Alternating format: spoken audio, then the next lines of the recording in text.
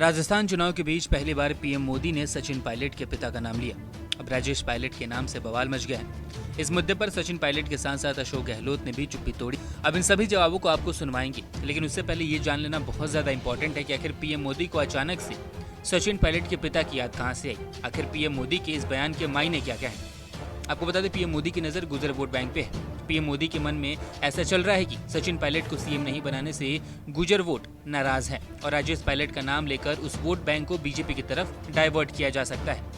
जबकि दूसरी वजह यह बताई जा रही है कि बीजेपी के राज में 72 गुजरों पर गोलियां चलाई गई थी। कांग्रेस चुनाव में इस मुद्दे को जोर शोर से उठा रहा है, लेकिन पीएम मोदी सचिन पायलट के पिता का नाम लेके उस मुद्दे से ध्यान भटकाना चाहते हैं और कांग्रेस को इस मुद्दे पे घेरना चाहते हैं। अब पीएम मोदी ने क्या कुछ कहा था सचिन पायलट के पिता को लेके, जरा आप भी सुनिए। पूरे कांग्रेस में जिसने परिवार के सामने कुछ भी कहा, कुछ भी बोला, वो मरा समझो। राजेश पायलट जी, एक बार उन्होंने कांग्रेस के इस परिवार को कांग्रेस की भलाई के लिए चुनौती दी थी, एक बार। फिर वो भी झुक गए थे। लेकिन ये परिवार ऐसा है कि राजेश जी को तो सजा दी, उसके बेटे को भी सजा देने में पड़े हुए हैं। राजेश पायलट तो नहीं रहे, लेकिन उसकी जो लड़ाई है, जो खुन्नक है, बेटे पर भी निकाल रहे हैं। कांग्रेस तबाह हो जाए, लेकिन परिवार के खिलाफ जो आवाज उठाएगा उसको तो बर्बाद होकर के ही रहेंगे। ये इनकी परिवारवादी राजनीति है। वहीं इसका जवाब देते हुए सचिन पायलट ने पीएम मोदी पर निशाना साधते हुए कहा है कि मुझे अपनी पार्टी और लोगों की चिंता है और मुझे यकीन है कि वे मेरे भविष्य का अच्छे से ख्याल रखेंगे। मेरे पिता इंदिरा गांधी से प्रेरणा लेकर कांग्रेस में शामिल हुए और लंबे समय तक जनता की सेवा की और जीवन भर सांप्रदायिक ताकतों के खिलाफ लड़ाई लड़ी। दशकों से हमारे संबंध गांधी परिवार से हैं। पार्टी के साथ तो है ही, ये रिश्ता दिल का भी है। ये रिश्ता पुराना है और मुझे लगता है कि इसमें किसी को बहुत ज्यादा बयान देने की जरूरत नहीं। वहीं पीएम के इस बयान पे सीएम का भी गुस्सा फूटा है। जरा आप भी सुनिए अशोक गहलोत ने पीएम मोदी के इस बयान पे क्या कुछ कहा। अब राजेश पायलट को लेके आ गए, बताइए आप, उनको लेके आ गए।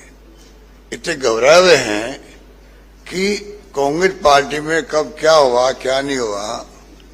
राजेश पायलट की राजनीति में घसीट रहे हैं। जो स्वर्गीय आत्मा हैं उनको लेके आप भड़काने का काम करो, गुजरों को, गुजर समाज को। और गुजर समाज इस बात को भली भांति जानता है। उनको कुछ लोग भड़का रहे हैं, जिसमें हमारे बीजेपी के लोग ही हैं, जो राजेश पायलट को भी लेके आगे घसीट करके।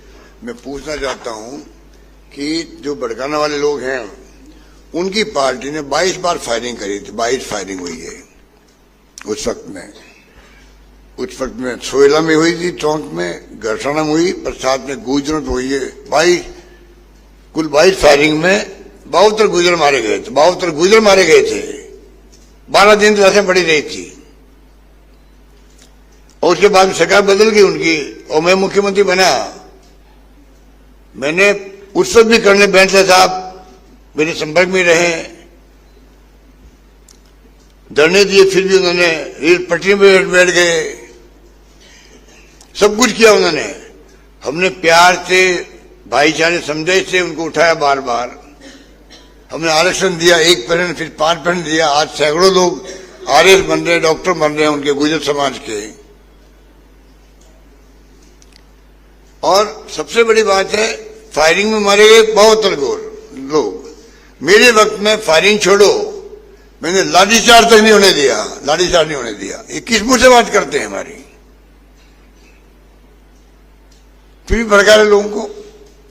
जनता समझ चुकी है। नमस्कार, मैं हूं मानक गुप्ता।